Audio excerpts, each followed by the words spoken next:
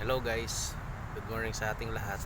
Nga pala guys, maglalagay tayo ng pagkain at saka inumin ng mga ibon dito sa Saudi Arabia, Dammam, Saudi Arabia. Kasi ang init dito guys, nakakaawa naman yung mga ibon. Minsan makikita mo, ano na sila, yung pagod na pagod, hingal na hingal at saka nanghihina dahil walang tubig. Kaya bibigyan natin. Tingnan nyo guys dito.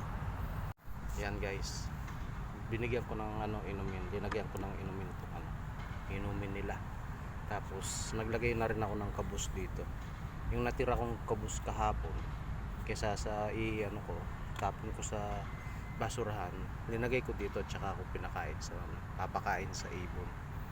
Dito nga pala sa Dammam, Saudi Arabia, ang panahon ngayon ang init, sobrang init. Makikita mo yung mga ibon hingal na hingal at saka nangihina. Kaya ang ginawa ko, linagyan ko ng inumin at saka yung tirang kubos pagkain nila. Kawawa naman kasi. Okay guys, maraming salamat sa panonood guys. Thank you sa panonood. Maraming salamat. God bless.